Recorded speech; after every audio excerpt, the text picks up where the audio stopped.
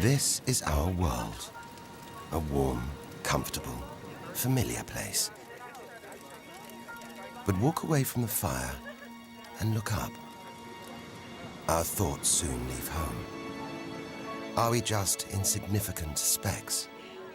Is the universe welcoming or hostile?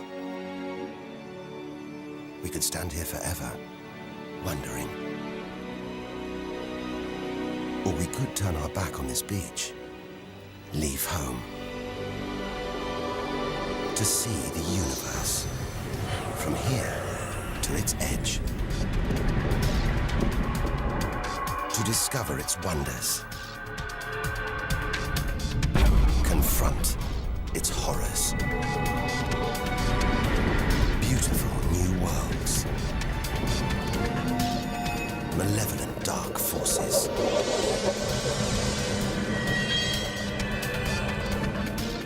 The beginning of time. The end of the world. Would we have the courage to see it through? Or would we run for home? There's only one way to find out.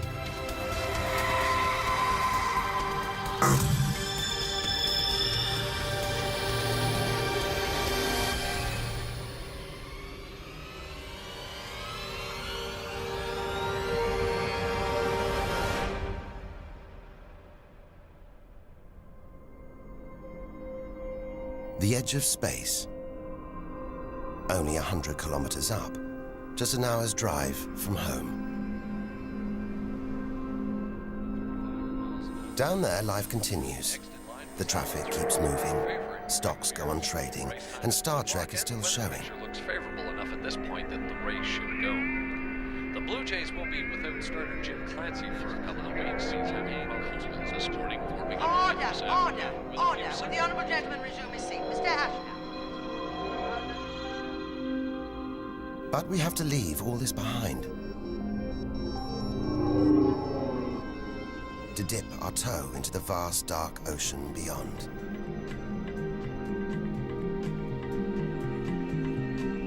Into the shallows. Not too far from home. Onto the moon.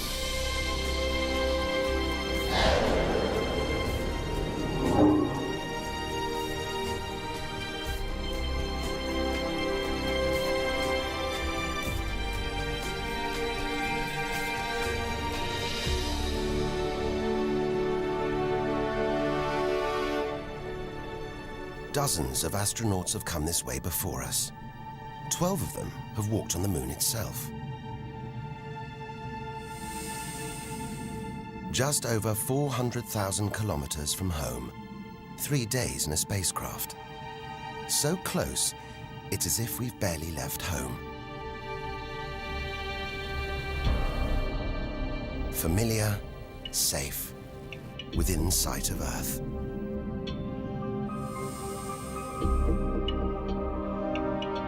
It looks like a deserted battlefield, bombarded by millions of meteoroids and asteroids. But it's quieter now. It's obvious there have been no major collisions for millions of years.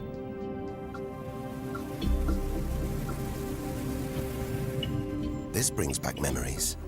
The Apollo 11 lunar module. Neil Armstrong's first footprints. Looks like they were made yesterday. There's no air to change them. They should survive for millions of years. Maybe longer than us.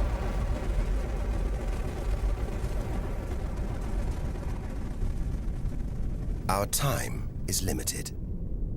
We need to take our own giant leap. Further than any human has ever traveled.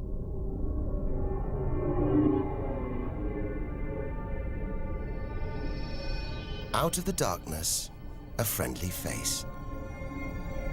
The goddess of love. Venus. The morning star, the evening star. Sometimes she welcomes the new day in the east, Others, she says goodnight in the west. The planet's spectacular yellow clouds reflect the sunlight. That's why this is the solar system's brightest planet. A sister to our planet. She's about the same size and gravity as Earth. We should be safe here. But the Venus Express space probe is telling us these dazzling clouds are made of deadly sulfuric acid, that the planet's atmosphere is choked with carbon dioxide. It's ringing alarm bells.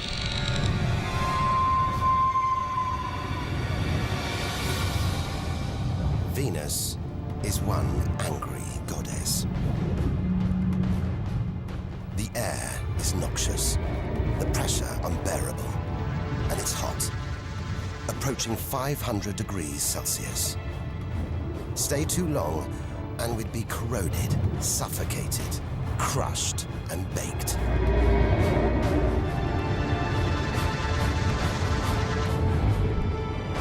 Nothing can survive here. Like this. It's a Soviet Venera robotic probe. Its heavy armor's been wrecked by the extreme atmosphere.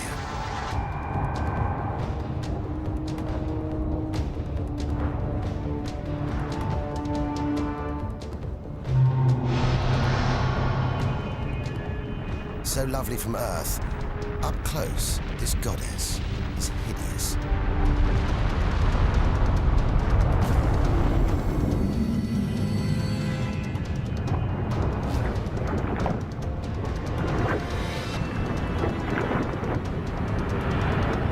She's the sister from hell, pockmarked by thousands of volcanoes.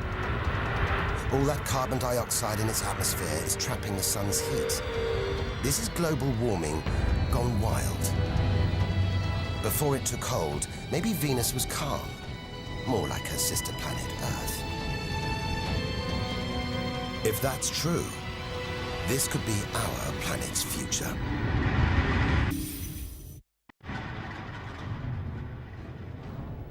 Beginning to think we shouldn't be out here, that we should turn back. But there's something hypnotic about the sun. Like Medusa, too terrible to look at, too powerful to resist, luring us onwards. On, like a moth to a flame. Dwarfed by, scorched by the sun, it's Mercury.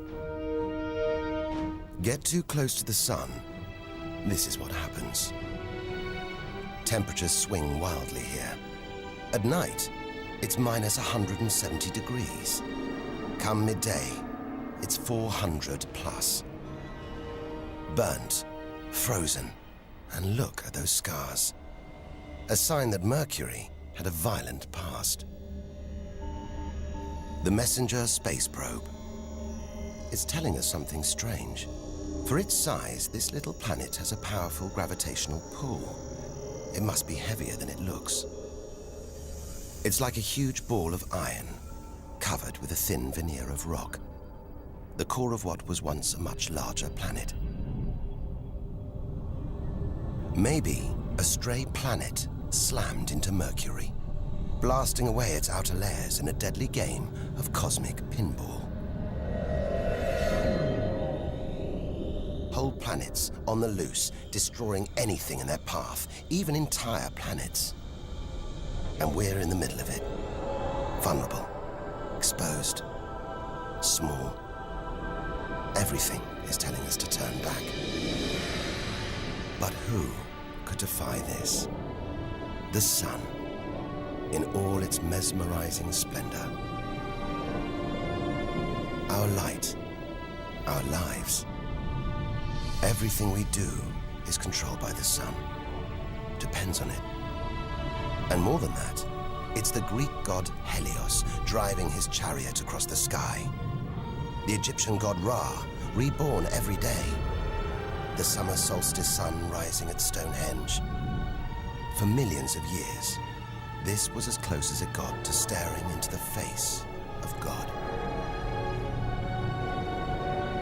150 million kilometers from home, a 20-year journey by plane. Switch it off, and it's so far away, we wouldn't know about it for a whole 8 minutes. It's so big, you could fit 1 million Earths inside it.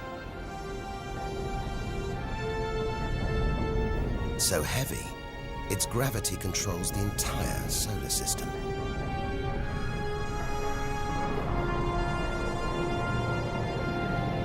But who needs numbers? We've got the real thing. We see it every day, a familiar face in our sky. Up close, it's unrecognizable. A turbulent sea of incandescent gas. The thermometer rises to over 5,000 degrees. Down in the core, it's got to be tens of millions of degrees.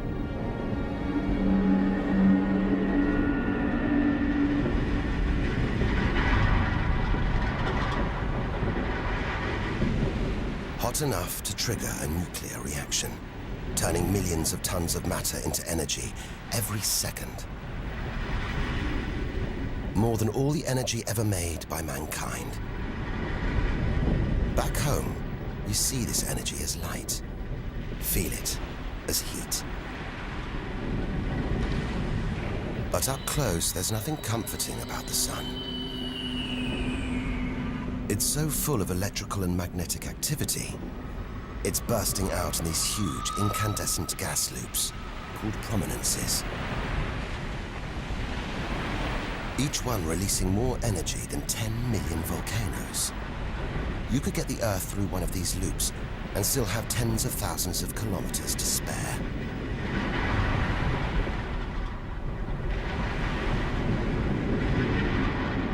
And where they burst through, it's exposing the cooler layers below, making sunspots.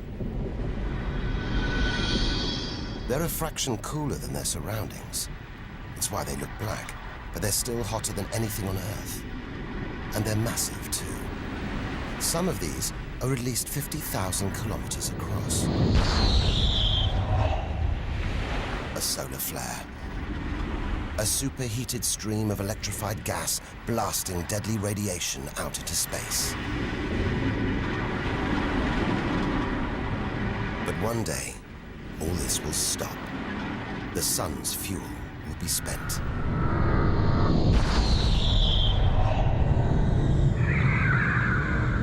When it dies, that'll be it for the Earth as well. This God creates life and destroys it, demands we keep our distance.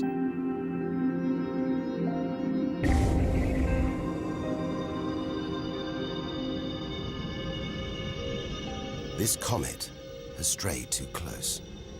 It's being boiled away by the sun's heat, creating a tail that stretches for millions of kilometers.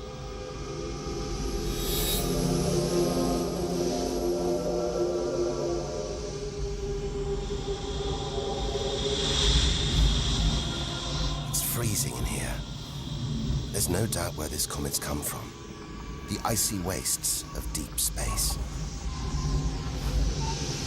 But look at all this steam, the geysers and dust. It's the sun again, melting the comet's frozen heart.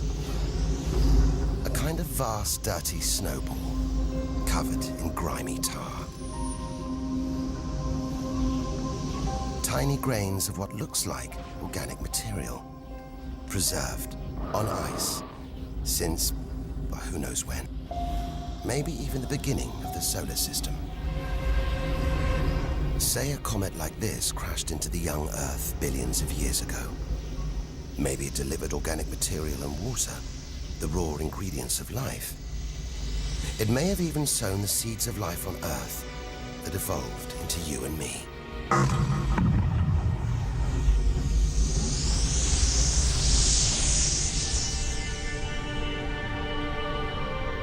But say it crashed into the Earth now.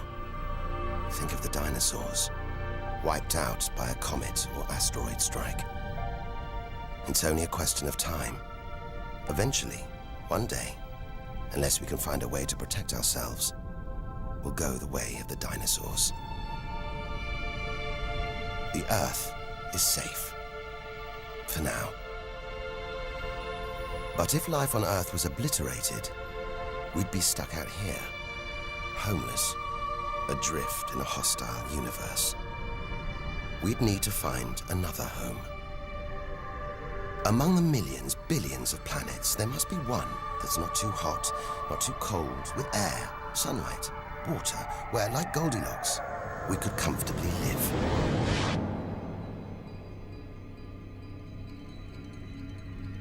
The red planet. Unmistakably, Mars. For centuries, we've looked to Mars for company, for signs of life.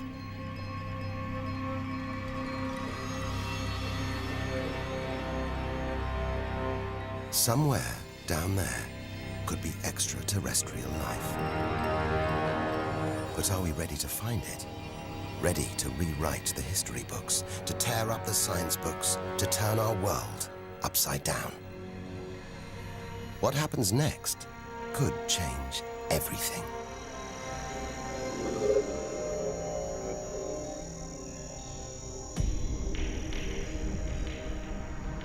More than any other planet, Mars captures our imagination.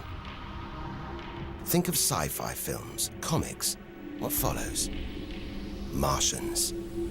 It's all just fiction, right? But what if there really is something here? If there is, it's living on a dead planet. The processes that make Earth habitable shut down hundreds of millions of years ago here. Red and dead. Mars is a giant fossil.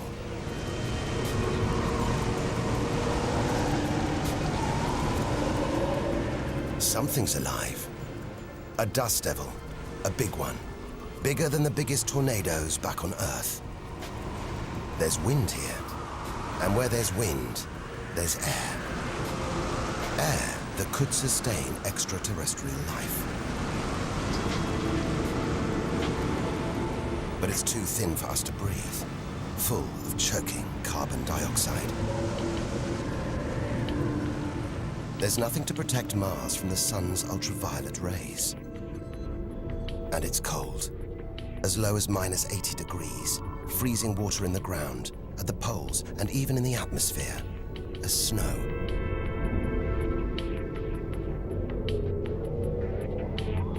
It's hard to believe anything could live here. But on Earth, there are creatures that survive in extreme cold, heat, and even in the deepest ocean trenches. It's as though life is a virus. It adapts, spreads. Maybe we're carrying the virus of life across the universe right now. Even in the most extreme conditions, life usually finds a way. But on a dead planet, with no geological activity to replenish the minerals and nutrients in its soil, no heat to melt its frozen water, and all this dust, it's hard to see where we're going.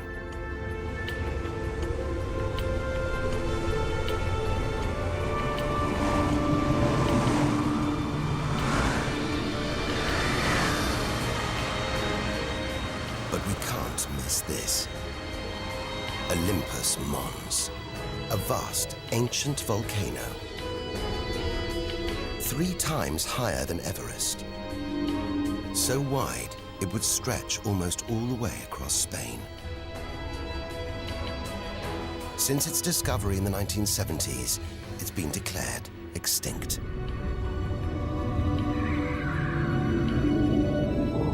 It looks like there's something happening on its slopes. It's as though lava has been flowing. But any lava flows should be long dead, obliterated by meteorite impacts. Unless this monster isn't dead after all. If it's not, there could be molten magma beneath the crust right now. This changes everything.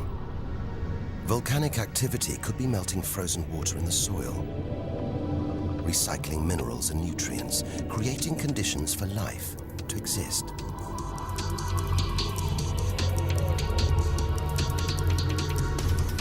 This makes the Grand Canyon look like a crack in the pavement. It goes on and on. So far, it would stretch all the way across North America.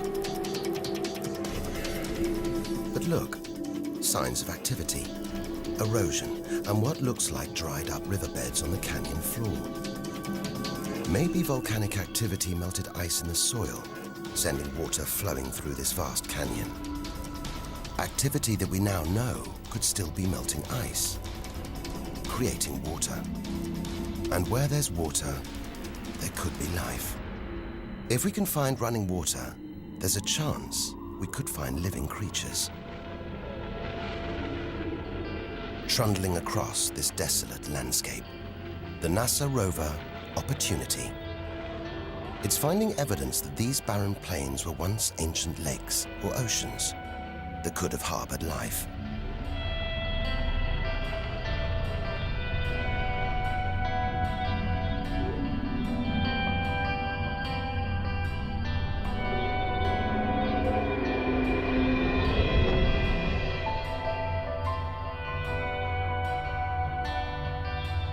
Look at these gullies. When probes orbiting Mars pass over them, they keep spotting new ones. More proof that Mars is alive and kicking. That there may be water flowing beneath the surface, creating these gullies.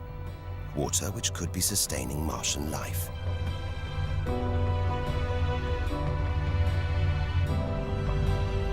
Now all we have to do is find it.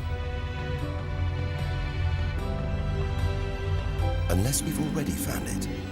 Not on Mars, but on Earth. There's one theory that has life starting here before moving to Earth. The idea is that an asteroid impact blasted fragments of Mars, complete with tiny microbes, out into space and onto the young Earth, where they sowed the seeds of life itself. No wonder we find Mars fascinating. It could be our ancestral home. If it's true, it means we're all Martians. The Mars we thought we knew is gone, replaced by this new, active, changing planet. And if we don't know Mars, possibly the solar system's most studied planet, what else don't we know? There must be other secrets out there, waiting to be discovered.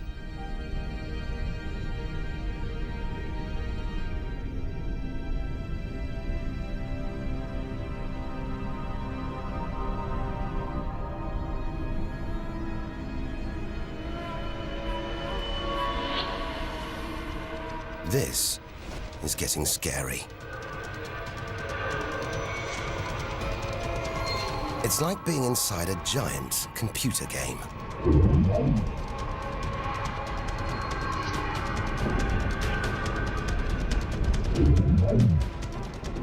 But these are all too real.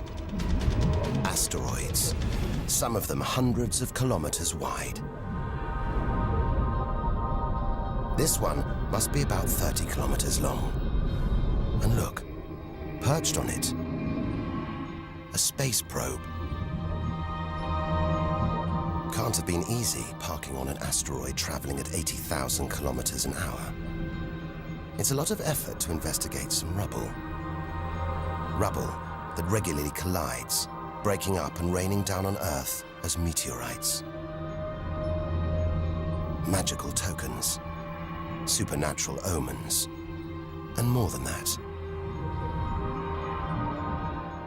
Turns out it was rubble like this that came together to make the planets, including our own.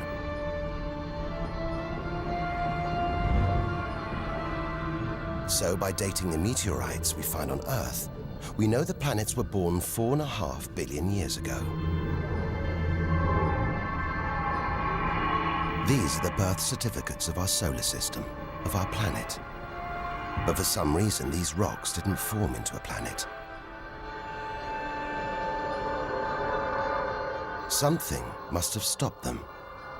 Something powerful.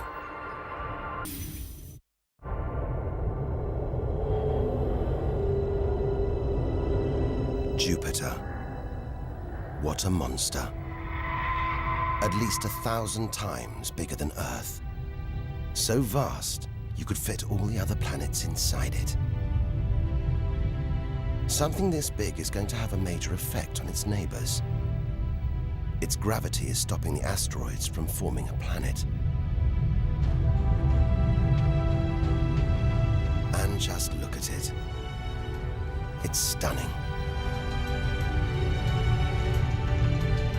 But up close, maybe things aren't quite what they seem. This huge planet is almost all gas. Land here, and we'd sink through its layers, maybe never hitting a solid surface.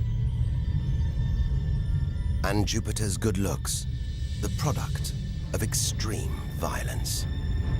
It's spinning at a huge rate, whipping up winds to hundreds of kilometers an hour, contorting the clouds into stripes, eddies, whirlpools. And this, the legendary Great Red Spot. The biggest, most violent storm in the solar system. At least 3 times the size of Earth, it's been raging for over 300 years. All those churning clouds have sparked an electrical storm. Just one bolt is 10,000 times more intense than any at home.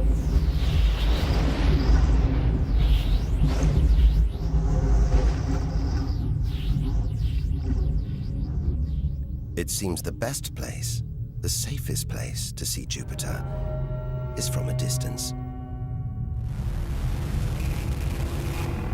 That's just beautiful, dancing round the poles like the aurora back home. But the Geiger counter is going wild. It seems even these are deadly, generated by lethal radiation pulled from space by Jupiter's powerful magnetic field. We're beginning to realize out here, nothing is what it seems. The universe is full of contradictions, deceptions, traps. Right now, we need a safe haven, somewhere to find our feet, catch our breath. Maybe this, the multicolored moon Io, is it?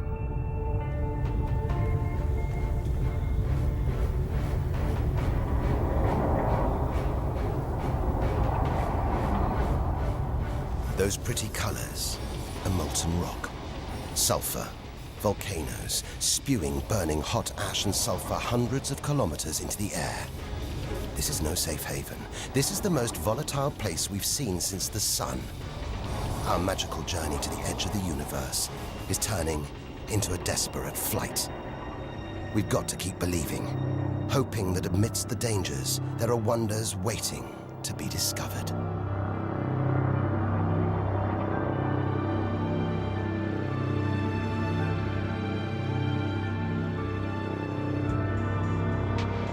$650 million kilometers from home. What a weird-looking place. And yet it looks strangely familiar.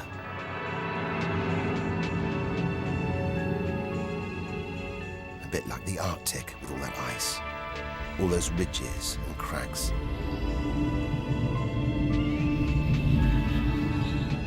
This is Europa, and maybe, like the Arctic, this ice is floating on water, liquid water.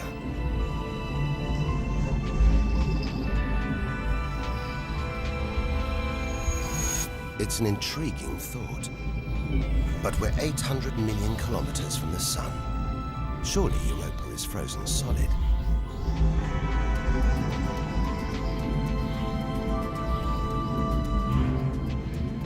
Unless Jupiter's gravity is creating friction deep inside, stopping Europa from freezing solid. allowing life to develop in the waters beneath its frozen crust. We might be meters away from aliens,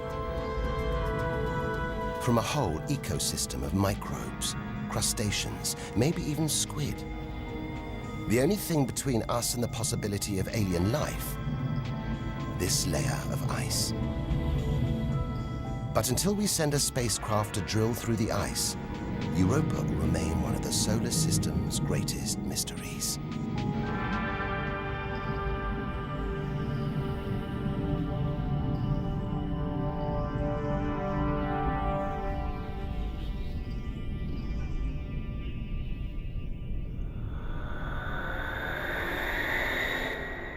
It's captivated our imaginations, haunted our dreams. And here it is, spinning before our eyes. Saturn, the jewel in the solar system's crown. Seeing it makes everything we've experienced worthwhile. There's something magical about Saturn. A giant ball of gas, so light it would float on water. Its spectacular rings would stretch almost from Earth to the Moon, but they're just a few hundred meters deep.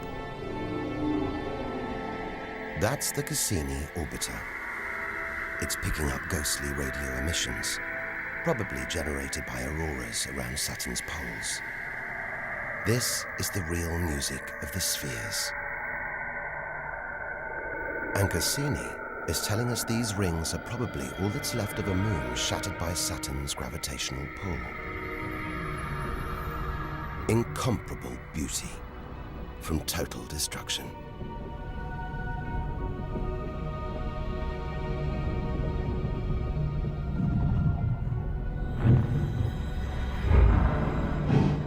Billions of shards of ice, some as small as ice cubes, others the size of houses. They collide, break apart, reassemble.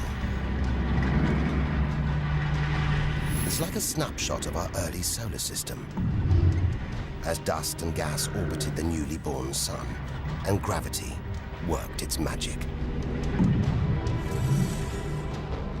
pulling the lumps together until from debris like this, our home emerged.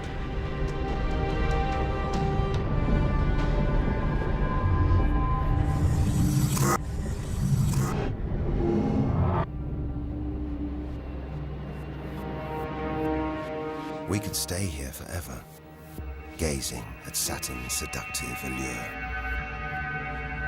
But we have to drag ourselves away. We've got so much further to go, so much more to learn. Which isn't easy when the largest object in sight is this moon, wrapped in thick clouds. Titan.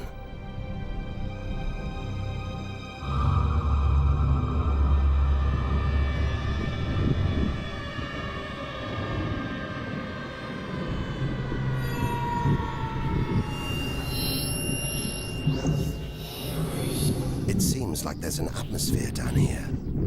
There's wind, rain, even seasons. And look at these rivers, lakes and oceans. It's the most similar place to Earth we've seen so far.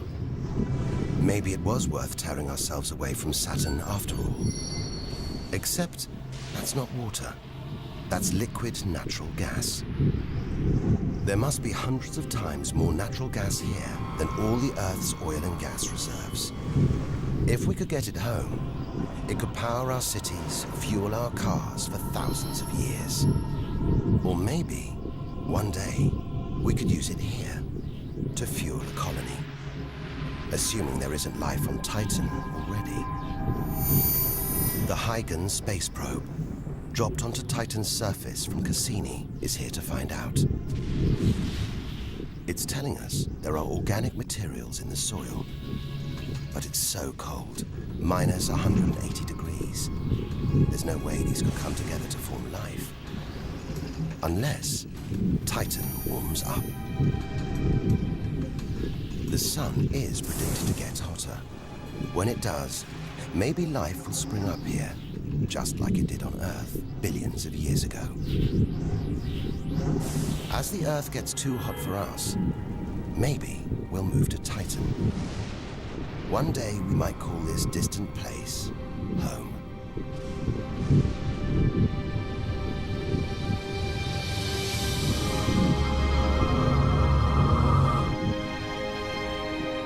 Home. We're at least 1 billion kilometers away now. Beyond this point, we lose visual contact with the Earth. We're standing on a cliff, looking out into the solar system's mysterious outer reaches. If we want to understand the universe, to reach its edge, we have to jump.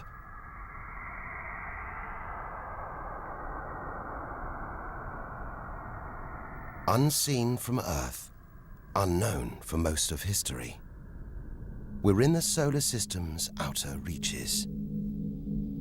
It's like diving down into the deep ocean.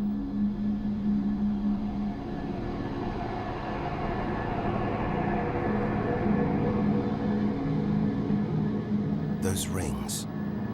It looks like Uranus has been tilted off its axis, toppled over by a stray planet.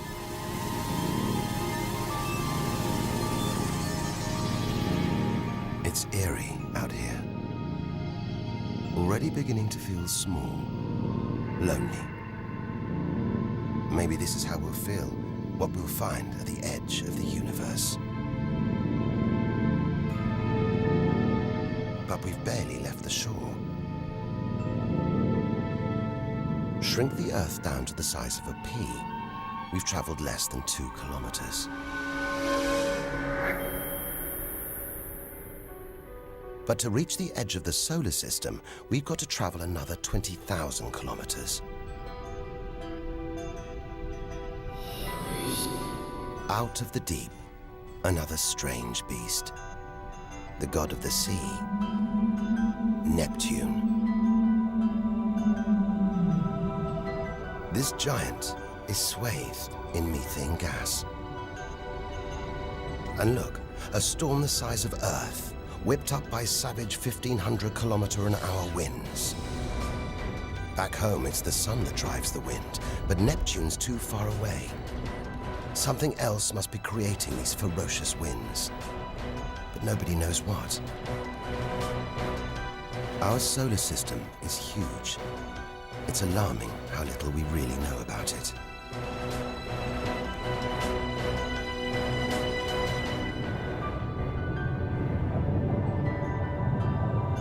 Plunging deeper, something to cling to. After all those balls of gas, a solid moon. Triton. Solid, but not stable. Just look at these geysers, cosmic chimneys pumping out strange soot. And this moon is going round Neptune in the opposite direction to the planet's spin. A cosmic battle of wills that this angry moon is always going to lose. Neptune's massive gravity is pulling on Triton, slowing it down, reeling it in.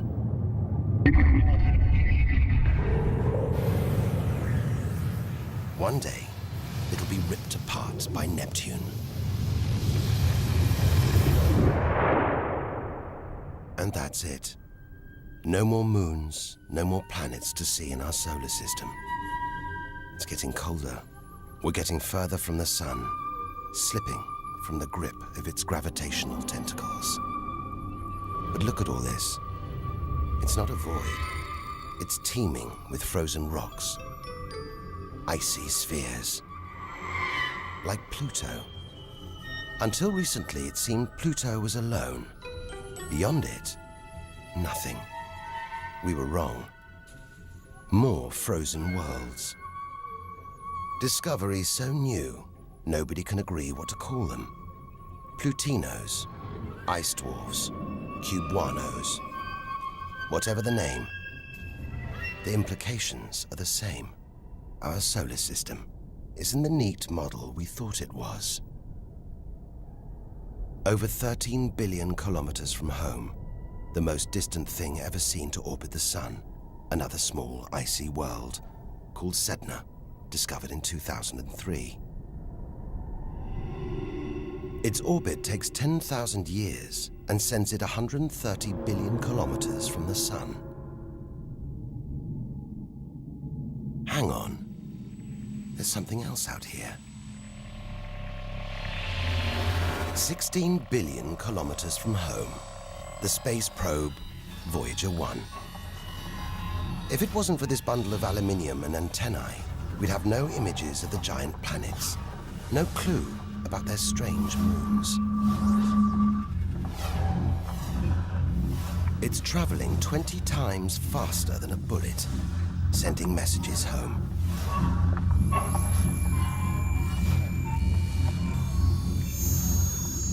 And look, on its side, that gold panel, a kind of intergalactic message in a bottle. There's a greeting recorded in different languages.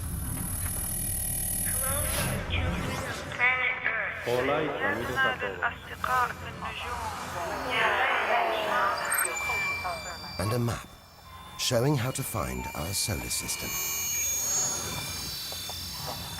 But if you're in the jungle, is it wise to call out? Anyone, anything could hear our call, find out where we live, and come knocking. Friendly or not.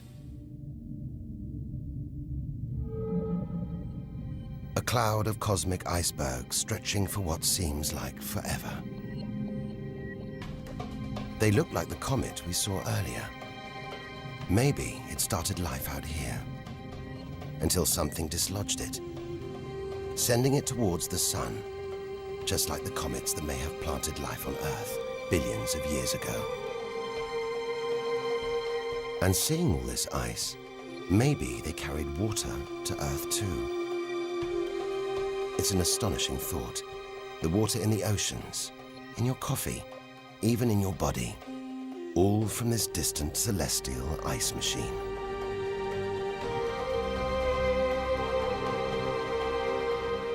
We're 8 million, that's 8 trillion kilometers from home. But in reality, this is only a baby step. Ahead, trillions of kilometers, billions of stars. This is it. Time to stop looking in and start looking out. To step out into the big, wide universe. Into interstellar space.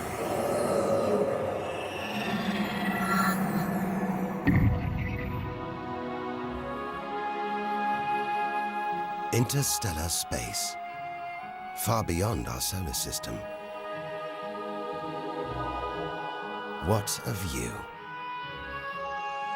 Billions of stars like our own sun, many with planets, many of those with moons.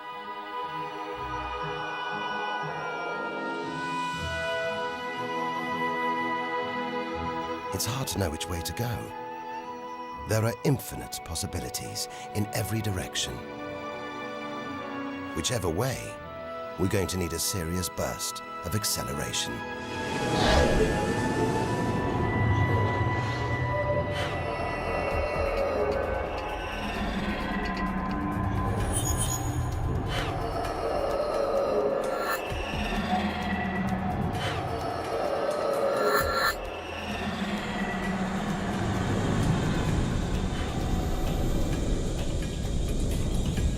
$40 trillion kilometers from home. 150,000-year ride in a space shuttle. And we've only just reached the first solar system after our own. Alpha Centauri. Not one, but 3 stars. They're spinning around each other, locked in a celestial standoff. Each star's gravity attracting the other, their insane orbital speed keeping them apart.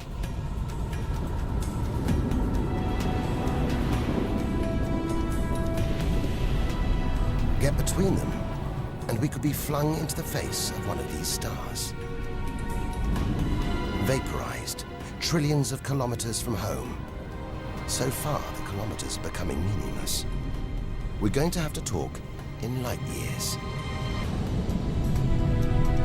A beam of light takes 1 year to travel 10 trillion kilometers. So 40 trillion kilometers is 4 light years from home. It's crazy. Distances so vast, they're almost beyond comprehension.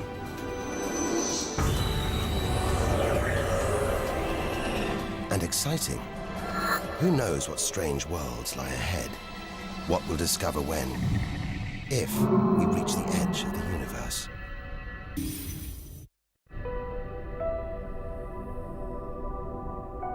"10 light years from Earth, the star Epsilon Eridani. What spectacular rings of dust and ice, and somewhere in there, planets forming out of the debris, being born before our eyes.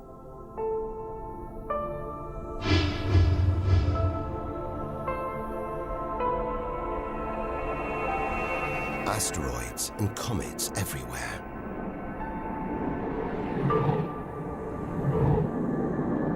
We could almost be looking at our own solar system billions of years ago, with comets delivering organic molecules, water to these young planets, kick-starting life just as they may have done on Earth.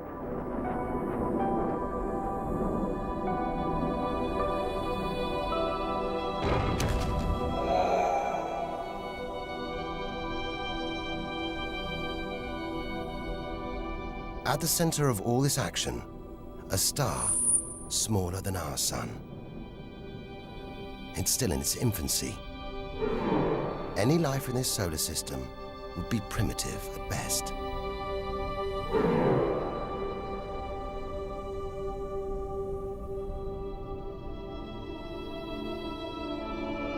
There must be more mature, developed solar systems out here.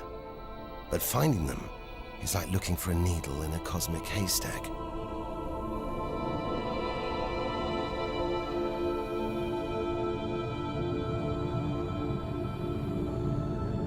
"20 light years from Earth. Star Gliese 581.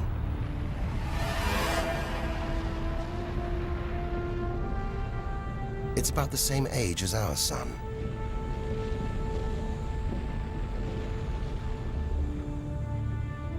And orbiting it, this planet. It's just the right distance from its sun. Any closer and water would boil away. Any further, and it would freeze. Ideal conditions for life to have evolved.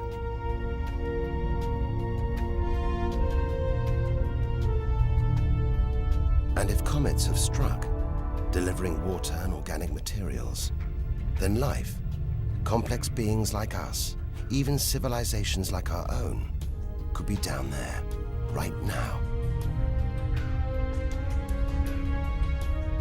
And if there are, even at this distance, they could be tuning into our TV signals, watching shows from 20 years ago.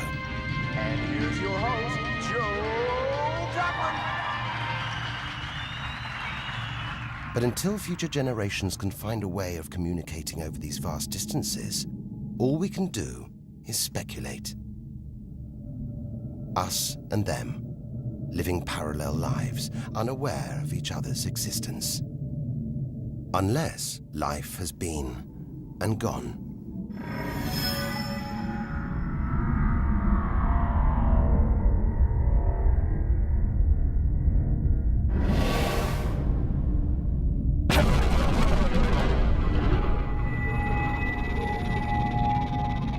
That's the problem with comets. They're creators and destroyers. As the dinosaurs found out the hard way 65 million years ago. This is the needle in the cosmic haystack, the closest we've come to a habitable solar system like our own. But it's a chance encounter. There could be hundreds, millions more solar systems like this out here. Or none at all.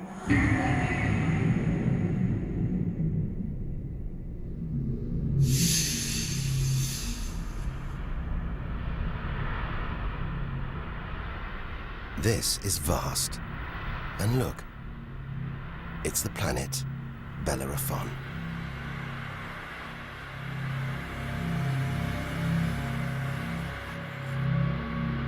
So close to its own sun, it's a miracle it was discovered at all. Problem is, from Earth, we can't see planets this far out. They're obscured by the brilliance of their neighboring stars. But the planets have a minute gravitational pull on those stars. Measure these tiny movements trillions of kilometers away, and we can prove they exist. That's how we tracked down Bellerophon in the 1990s, opening the floodgates to the discovery of hundreds of other distant planets. 65 light years from Earth.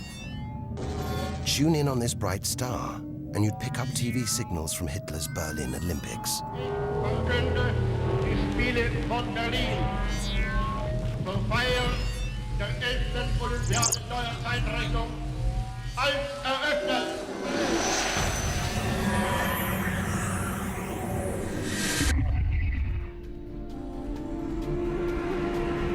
Twin stars. It's Algol, the demon star, feared since ancient times on account of its sinister behavior. From Earth, it appears to blink as one star passes in front of the other. Up close, it's even stranger. One star has expanded into the gravitational pull of the other. It's being sucked towards it. Almost 100 light years from home. Listen. One of the first ever radio broadcasts. Just a faint whisper. We'd appreciate it if anyone hearing this broadcast would communicate with us. We are very anxious to know how far the broadcast is reaching. And then silence. From here on out, it's as if Earth never existed. Any aliens living beyond here will have no idea we're there. It feels like a lifetime ago we stood on that beach, looking up at the sky, wondering where and how we fitted in.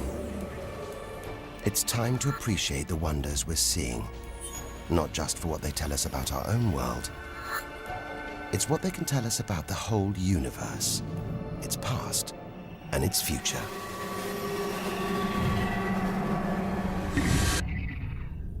Deep inside our galaxy, the Milky Way, a vast celestial library, each star a book with a story to tell. It's all here, waiting for us to lift the cover. The Seven Sisters, daughters of the ancient Greek god Atlas, transformed into stars to comfort their father as he held the heavens on his shoulders.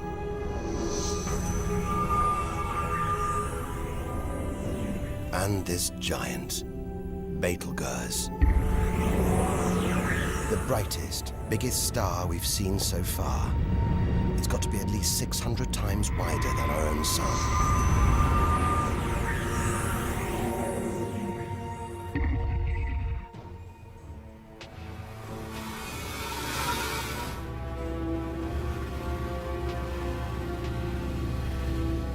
But this, it's not a star. Not a planet. Not like anything we've ever seen.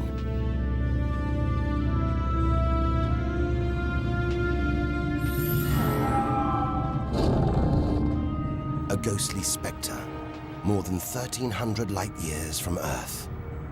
Orion's dark cloud. Dust and gas, so dense it's shrouding us, shutting us off from the universe outside. There, deep inside, a ball of light, pulling the dust and gas towards it, heating up, merging into a ball of burning, hot gas. Like a star, like our sun, in miniature. It's millions of degrees inside it.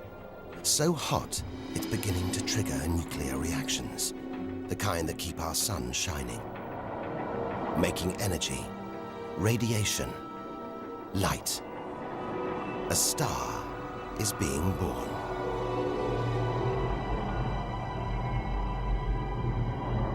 Or rather, stars.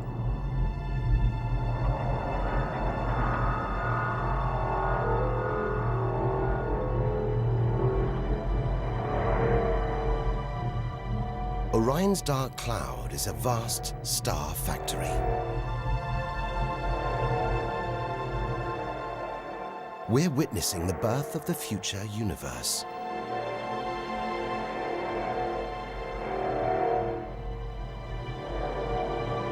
We've come to expect hostile horrors, but we're discovering one of the universe's greatest creative wonders: star birth.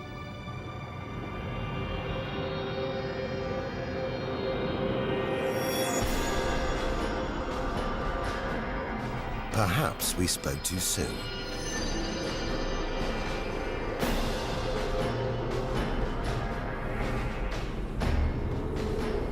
Jets of gas, exploding outwards at 200,000 kilometers an hour, blasting dust and gas out for millions of kilometers.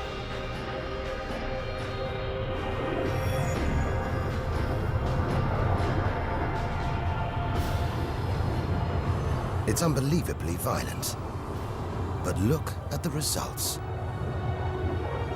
It's beyond words. Nebula. Vast glowing clouds of gas hanging in space. With no wind out here, they'll take thousands of years to disperse. They seem to be forming a vast stellar sculpture. It makes you realize nature is more than a scientist, an engineer. It's an artist on the grandest of scales. We've seen some strange sights, but this is a masterpiece. A giant horse's head rearing up in space. Stars are born, grow up, and then what? Do they die? Do they slip quietly into the night, or go out with a bang?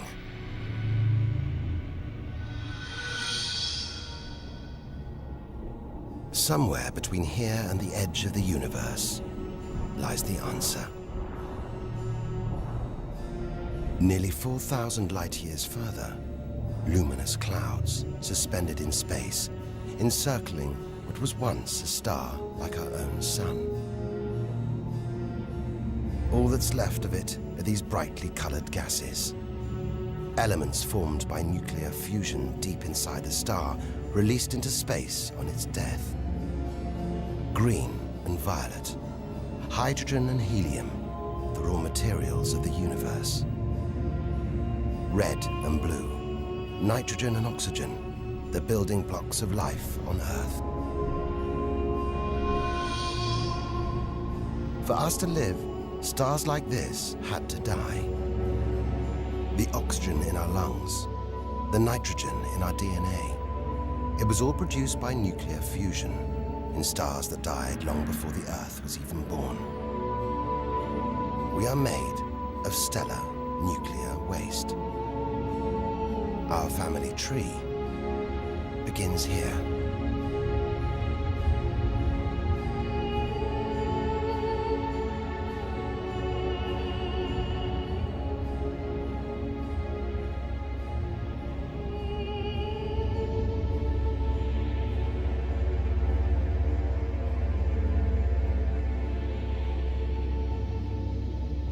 At its heart, the ghost of a star. It's a white dwarf. White, hot, small, but unbelievably dense. In the star's dying moments, its atoms fused and squeezed together, making it so dense that just a teaspoon of this white dwarf would weigh 1 ton.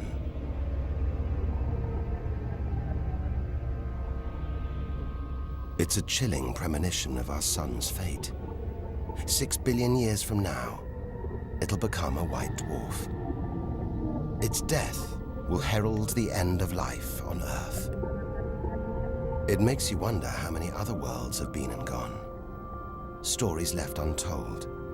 Celestial books lost forever.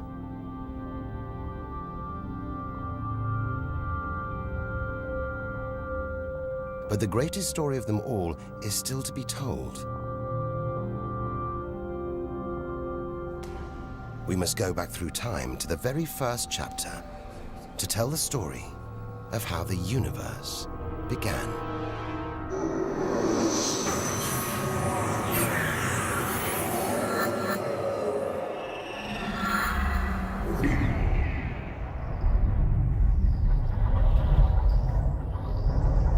The scattered remains of a dead star. A nebula, the Crab Nebula. We're 6,000 light years from home, deep inside a stellar graveyard. We've learned so much, seen things we'd never have believed possible. Now, sights like this, wonders once beyond imagination, we take in our stride. We're ready. Ready to face whatever lies ahead. Determined to reach the edge of the universe. It looks dead, but maybe this is just the calm after the storm. After a massive explosion. Powerful enough to turn a huge star into a cloud of dust and gas. A supernova.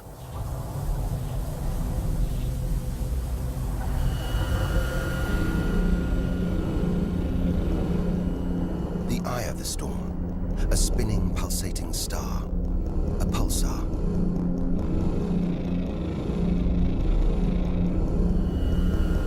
Gravity must have squeezed the giant star's core down to this.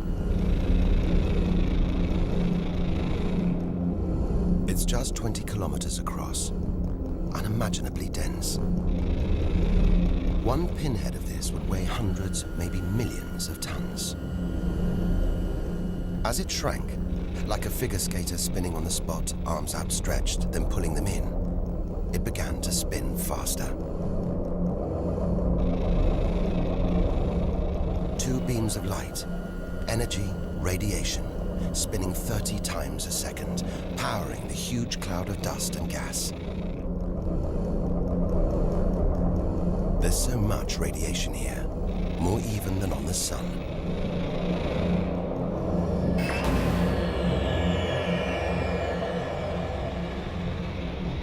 That was easily the deadliest thing we've encountered so far.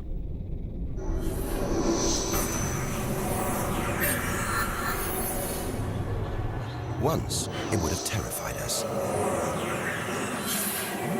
But now we realize that without the dangers, there'd be no wonders. Without the nightmares, there'd be no dreams.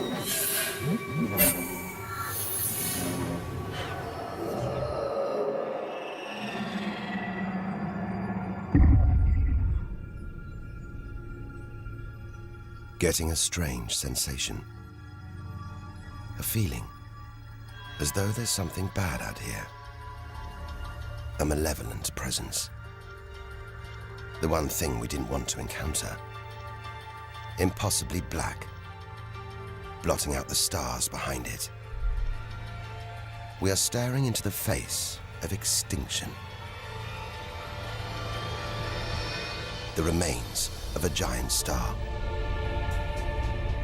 A black hole. Instead of contracting to a white dwarf or a pulsar, it just kept on going. Shrinking until it got so small, it's just a few kilometers across. Far denser than a pulsar and impossible to resist.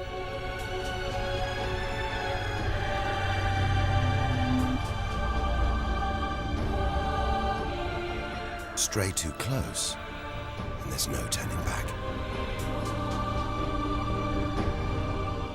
Now we know why it's a black hole. Its gravity is so intense, not even light can escape. This asteroid, it's a lump of solid rock, but it's actually stretching, being dragged towards the gaping hole. Inside, there's no matter as we know it. No time, no space. All the rules of physics collapse.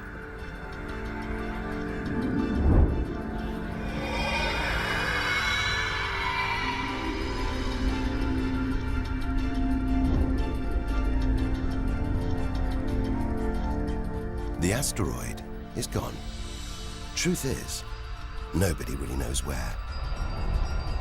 We're looking at the limit of human understanding. There could be millions of black holes creeping around our galaxy. More perhaps than all the stars in the sky. But we wouldn't see them until it was too late.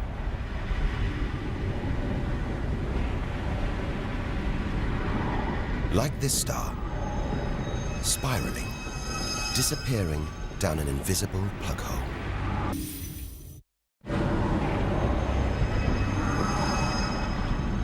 Who's to say we don't live inside a vast black hole? That the whole universe isn't inside one right now, inside another universe. Think about it for too long, and your mind reels. Sometimes it feels like the more we see, the less we know. But we do know our galaxy is more complex and more dangerous than we ever imagined. And we're still in our own galaxy, the Milky Way. The vastness of the universe beyond still lies ahead. The wonders, the dangers, the secrets, they're out there. But first, we've got to find a way out of the Milky Way.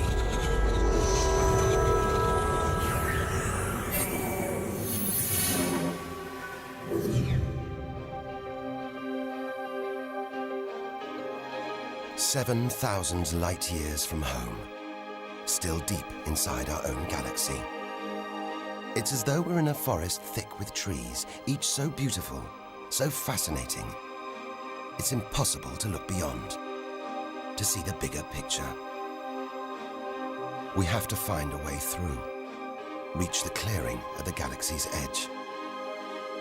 Only then can we begin to understand where it and we all began.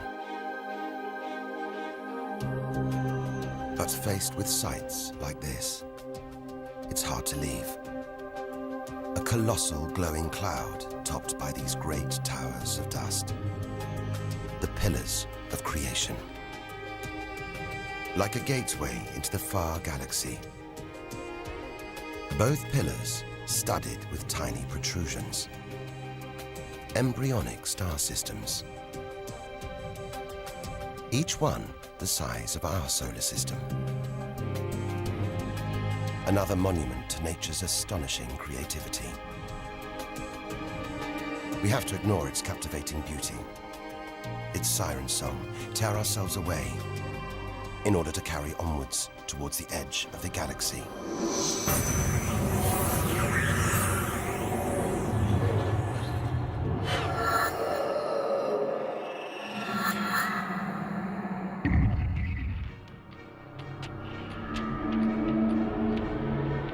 Dazzled by the Milky Way's beauty, we've been blinded to its terrors and strayed into a cosmic minefield. Like an explosion in slow motion, giant clouds of gas are bursting out of this star. A massive star, millions of times brighter than our sun. It's going into meltdown. The fuel that sustains it is running out. The nuclear reactions that power it winding down. We're watching its death throes. Eventually, the core will implode. The result, a new black hole.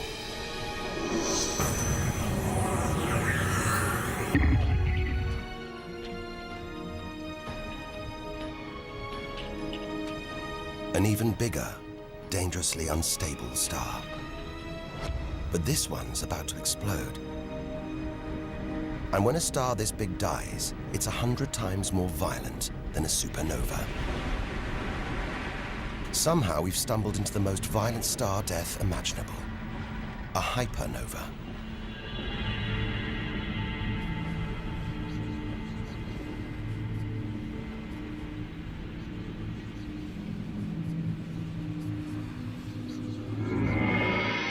The core's collapsed. It's becoming a black hole.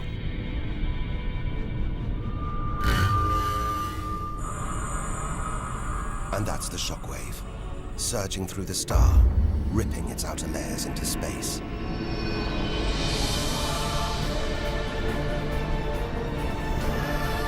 There's lethal radiation everywhere, enough to have a catastrophic effect on any planet unlucky enough to be nearby. When virtually every species on Earth was wiped out 450 million years ago, the culprit may have been one of these. Deadly hypernovas, frozen comets, scorched planets, white dwarfs, red giants, Earth. Tiny drops in a vast pool of white light. Our home galaxy, the Milky Way. We want to know where we fit in.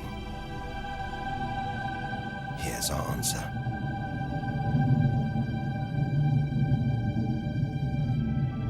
Civilizations, past and present. Everyone that's ever lived. The smallest bug, the highest mountain. All of it. Invisible. Not even a tiny speck.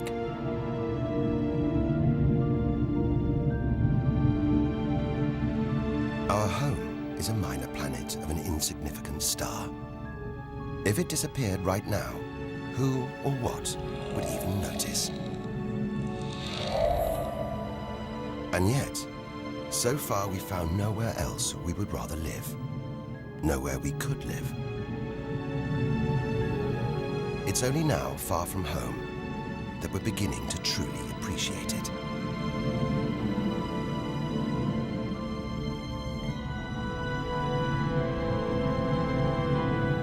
Look at all these stars.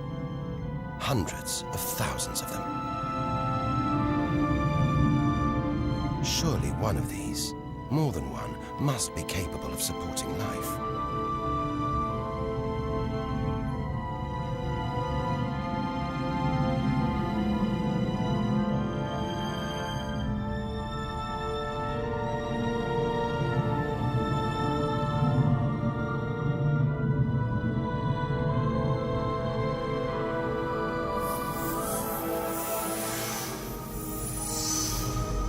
Maybe here, in this swarm of stars, the Great Cluster. Back in the 1970s, astronomers sent a message in this direction, detailing the structure of our DNA and our solar system's location. But it's so far from home, the message won't arrive for at least another 25,000 years. We haven't found alien life yet. But neither have we found any reason to believe it isn't out here, somewhere. There's an equation, devised to estimate the number of other advanced civilizations. Crunch the numbers, and the result is shocking. There could be millions of civilizations, just in our own galaxy.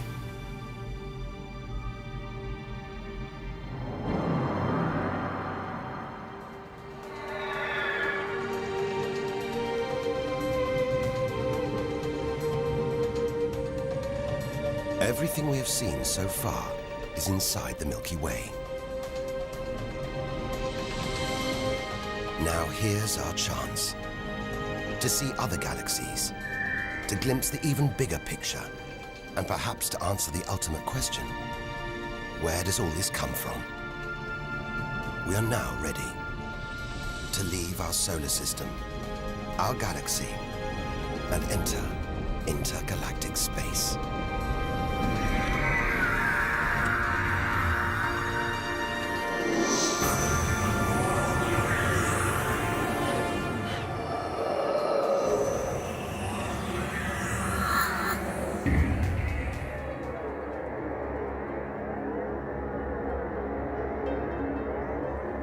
Beyond the Milky Way, through the vast expanse between galaxies, against all the odds, we've made it to intergalactic space.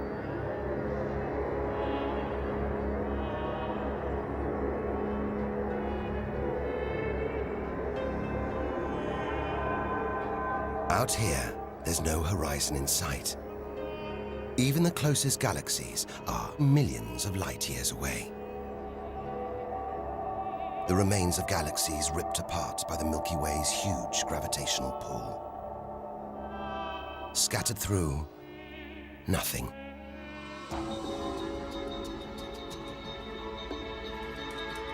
This is as close as the universe gets to a perfect vacuum.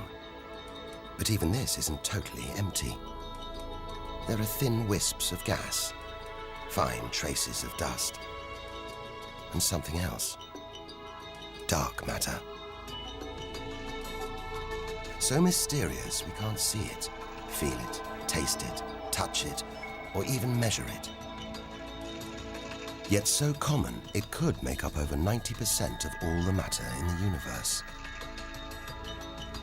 If dark matter does exist, it means there's no such thing as empty space. Even out here, we're surrounded by matter. We only know it exists because of the strange hold it exerts on galaxies, like this one, the Large Magellanic Cloud.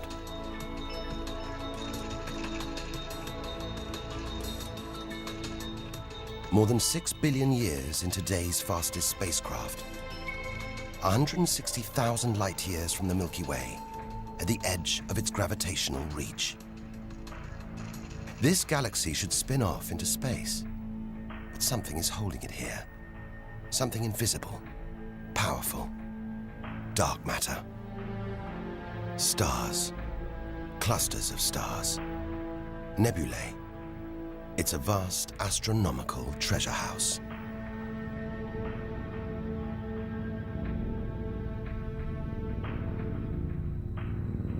But look at this. It's like a string of gleaming pearls. It's a fireball, expanding out from what must have been a massive explosion, a supernova. So bright that when light from the explosion reached the Earth in 1987, it was visible with the naked eye.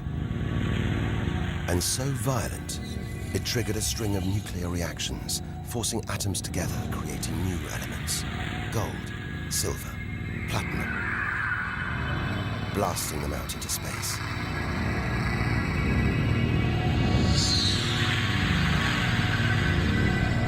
The gold in the ring on your finger was forged in a massive supernova like this, trillions of kilometers away, billions of years ago. Before we left home, the universe seemed separate. Something out there, up in the sky. We were wrong. The story of the universe is the story of every one of us.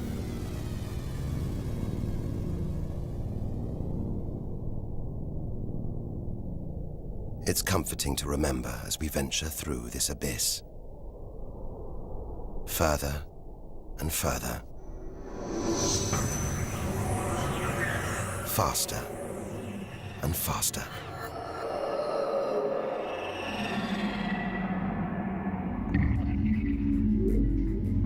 The Andromeda Galaxy, 2.5 million light years away. It's moving through space at nearly 1 million kilometers an hour. Everything in space is moving apart like shrapnel from an explosion. We're seeing this galaxy as it was when our ape-like ancestors first walked across the African plains.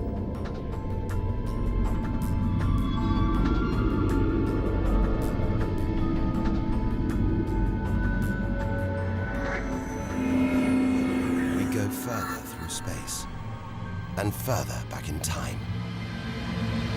This doesn't look right. A whole galaxy exploding. The only thing large enough to cause an explosion on this scale has to be another galaxy. It looks like the end of the world, but we've seen enough to know things are never that simple. This galaxy won't die. It'll be reborn. A new shape, perhaps even new stars. As dust and gas collide, creating friction, shockwaves, triggering the birth of stars.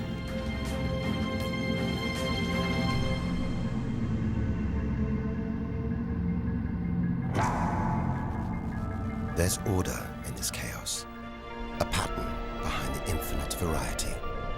An endless cycle of birth and death, creation and destruction. It's a pattern woven through the vast fabric of space that binds each of these galaxies. There are billions of galaxies in the universe, each with billions, even trillions of stars. Possibly more stars than there are grains of sand on all the beaches on Earth. And all of these are just the stars that exist now. What about the stars that have been and gone? All the stars being born, yet to be born. We're finally beginning to see the big picture, and it's grander than we ever imagined. This galaxy, the huge Pinwheel Galaxy, is so far from Earth that if we send a message home now, it'll take 27 million years to get there. Who knows whether our species, our planet, will still be around to receive it? Most likely not.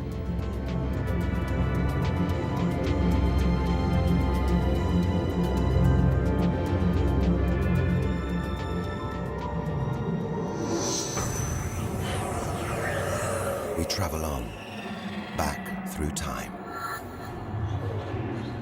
Past the point where the dinosaurs were wiped out. Past the moment where the first creatures clambered onto land.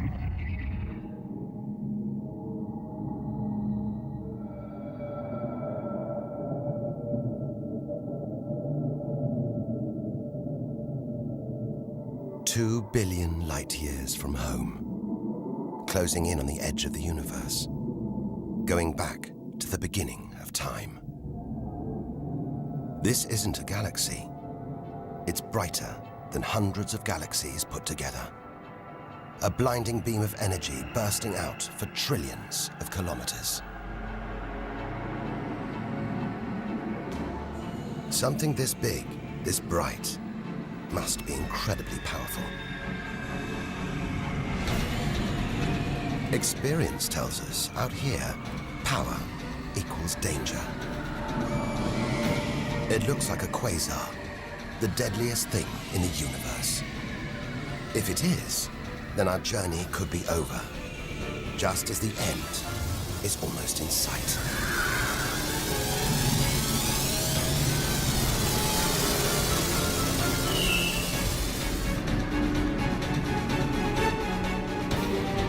The deadliest, most powerful thing in the universe. A quasar. A swirling cauldron of super-hot gas, brighter than hundreds of galaxies.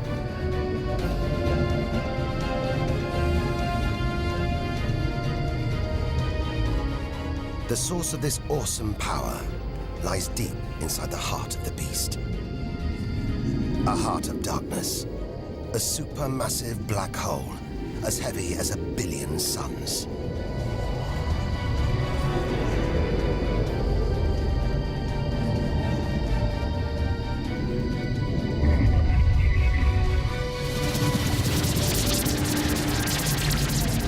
It's ripping apart whole stars, sucking their gases into the quasar, devouring them, until they're nothing, lost forever from the visible universe.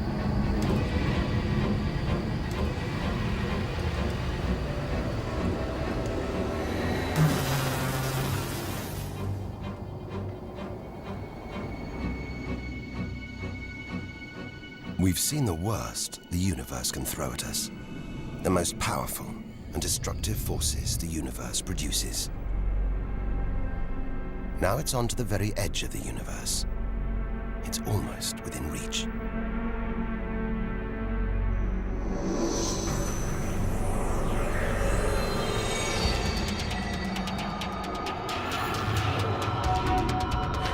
We'll need to go further, go faster if we're to cross the final reaches of the known universe.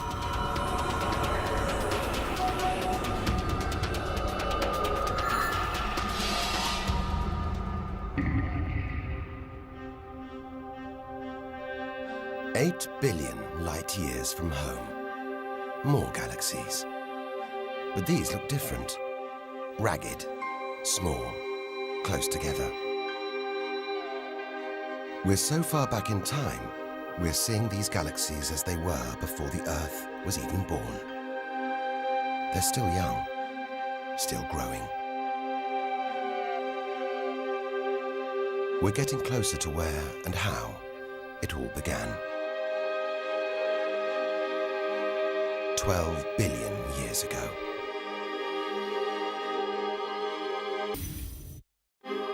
Look at the galaxies now.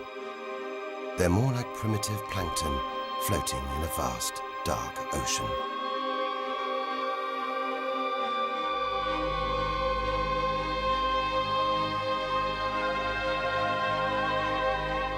It's magical.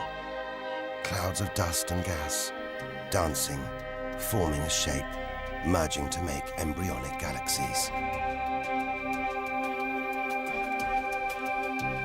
This is how our own galaxy was born.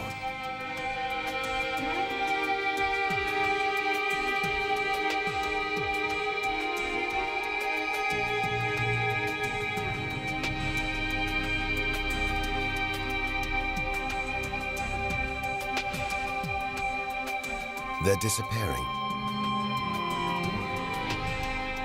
We've gone back before the stars were born. Into a cosmic dark age. And before that, light. The afterglow from a massive explosion. The explosion which created the known universe.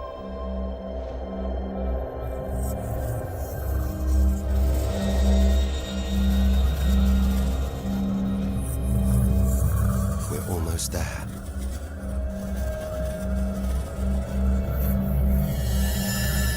This is it.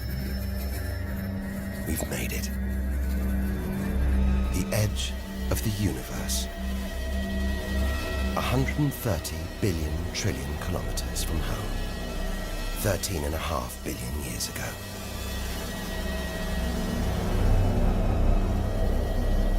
The very instant of the Big Bang. The most violent, most creative moment in history. Everything that's ever happened follows from this moment.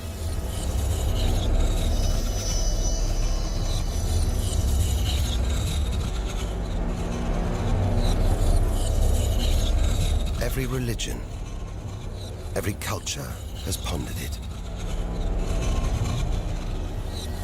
But we still don't know what sparked this act of creation, or why. This is where our journey ends, and the universe begins.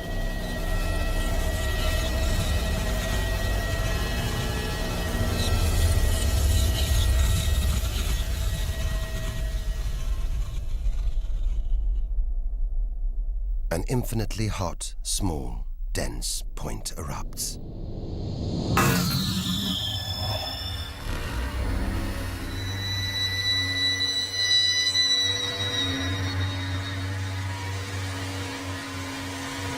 Creating space, time, matter, our universe itself. First, it's the size of a subatomic particle. The tiniest fraction of a second later, it's big enough to hold in the palm of your hand. Moments later, it's the size of the Earth.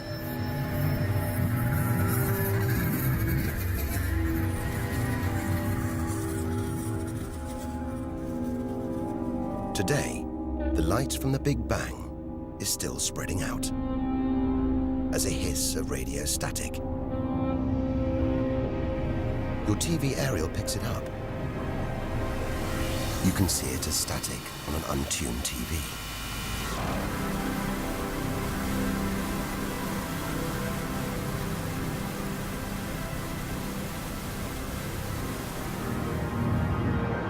We go on, forwards through time, riding the blast wave.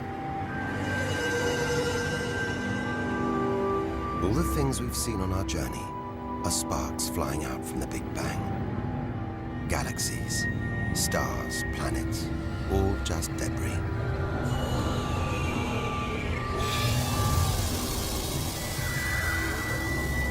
back through our galaxy.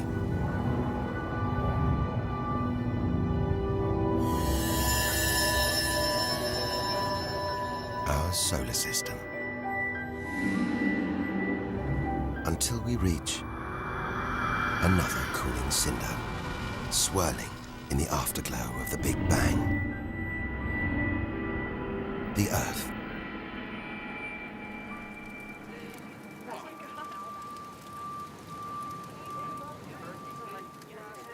We had to go back to the past to see our future.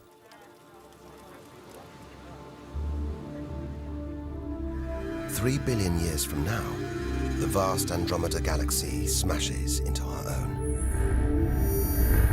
A new galaxy is born.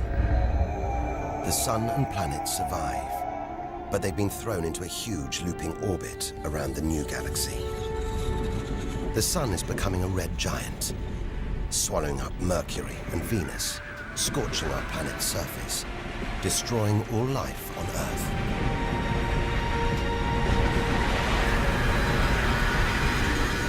The sun dies, shrinking to a white dwarf.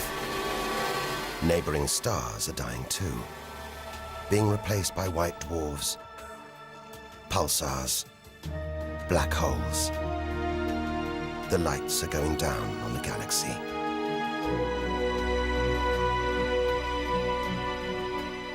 Since the Big Bang, the universe has been fading, dying, not with a bang, but with a long, drawn-out whimper.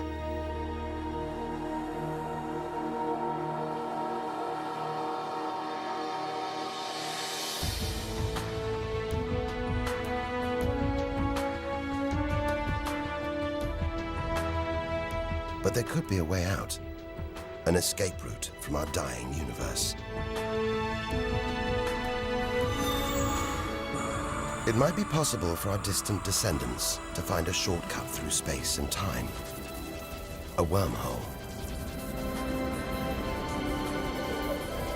If there are other universes, it could take our descendants from our doomed universe into a parallel one, where they could find another Earth, still in the prime of life. If they're lucky enough, they will live on in a new universe. A new home.